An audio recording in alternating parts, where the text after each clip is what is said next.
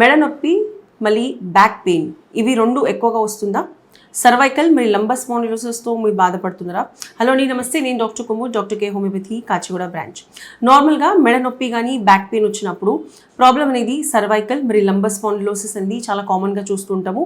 ఈరోజు అందరికీ sitting job, desk job ఎక్కువగా ఉంటుంది. ఎక్కువగా ఫోన్స్ యూజ్ చేయడం వల్ల మన పోస్చర్, మన ఏదైతే సర్వైకల్ అండ్ లంబర్, మన మెడ సైడ్ అండ్ బ్యాక్ సైడ్ ఏదైతే వర్టిబ్రేస్ వస్తుందో దానికి కర్వేచర్ అనేది ఎక్కువగా అవుతుంది. ఈ కర్వేచర్ ఎక్కువగా అయినప్పుడు మనకు cervical and lumbar spondylosis problem చాలా కామన్గా వస్తుంది. మోకాల్లో ఎప్పుడైతే అరుగుతుందో సేమ్ అలాంటి కేస్ అనేది మన బ్యాక్ అండ్ నెక్, అంటే మన మెడలో అండ్ మన బ్యాక్లో ఎప్పుడైతే జరుగుతుందో ఆ ప్రాబ్లంకి మనం సర్వైకల్ స్పాండిలోసిస్ మరి లంబర్ స్పాండిలోసిస్ అంటాం. సో దీనికి పర్మనెంట్ సొల్యూషన్ అంటే ఏంటిది?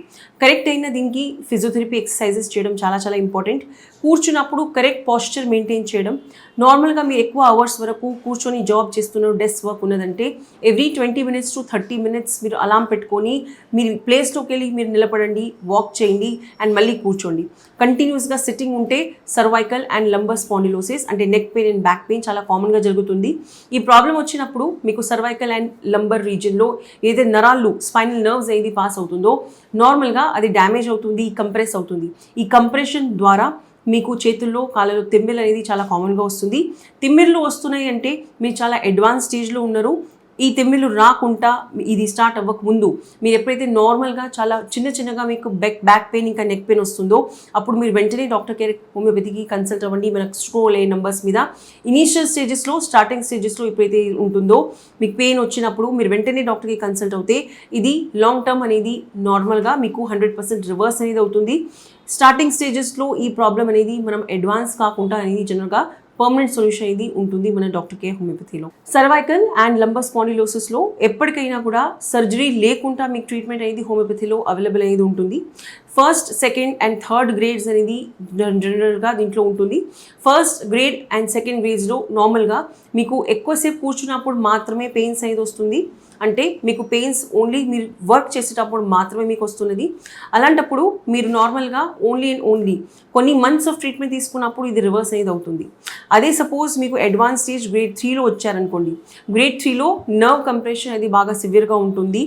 అండ్ మీకు నార్మల్గా వర్క్ చేసినా చేయకపోయినా మీ ఏ సిచ్యువేషన్లో మీరు ఎలాంటి పొజిషన్లో ఉన్నా కూడా, కూర్చున్నా సరే మీకు తిమ్మిర్లు వస్తున్నాయి, మీరు ఎక్కువగా వర్క్ చేయలేకపోతున్నారు, నిలబడినా సరే మీకు తిమ్మిర్లు వస్తున్నాయి అండ్ మీరు వర్క్ చేయలేకపోతున్నారు.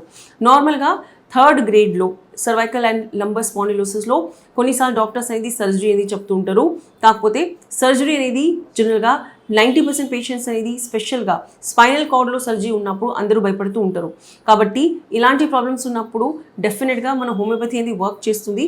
గ్రేడ్ 3లో రివర్స్ అవ్వడం అనేది ఎంతవరకు ఛాన్సెస్ ఉన్నాయి? గ్రేడ్ 1 అండ్ గ్రేడ్ 2లో డెఫినెట్గా సర్వైకల్ అండ్ లంబర్ స్పాండిలోసిస్ కంప్లీట్గా రివర్స్ అవుతుంది ఒక 2 years to 3 years ఆఫ్ ట్రీట్మెంట్లో. అదే థర్డ్ స్టేజ్, లాస్ట్ స్టేజ్లో మనం ఏం చేయగలము? తిమ్మిర్లో ఏదైతే ఉంటుందో అది తగ్గడం అనేది డెఫినెట్గా సాధ్యం అనేది ఉంటుంది. దీంతోపాటు మీరు గ్రేడ్ 3 అండ్ గ్రేడ్ 2 మధ్యన మీకు ఏదైతే కండిషన్ ఉందో అక్కడ మీకు రీచ్ అవ్వడం అనేది పాసిబుల్ ఉంటుంది. కరెక్ట్ అయిన డయట్, ఎక్సర్సైజ్ అండ్ మెడిసిన్స్ మీరు కంటిన్యూస్గా ఎప్పుడైతే యూజ్ చేస్తారో అప్పుడు ఎక్కువ ఏజ్ వచ్చిన తర్వాత 60+ ఏజ్ వచ్చిన తర్వాత మీకు గ్రేడ్ 3 ఉన్నది అంటే డెఫినెట్గా లాంగ్ టర్మ్ ట్రీట్మెంట్స్ యూజ్ చేయాల్సి ఉంటుంది. మీకు దాంట్లో సర్జరీ అనేది అవాయిడ్ చేయడానికి మన హోమియోపతిలా మెడిసిన్స్ అనేది ఉంటుంది. కాకపోతే దాంట్లోపల మనకు తిమ్మిర్లు అనేది తగ్గడం అనేది ఫస్ట్ ప్రయారిటీ ఉంటుంది. కాబట్టి సర్వైకల్ అయినా సరే, లంబర్ స్పాండిలోసిస్ అయినా సరే స్టార్టింగ్ స్టేజెస్లో రాగానే మీ డాక్టర్ కేర్ హోమియోపతికి కన్సల్ట్ అవ్వండి. Thank you.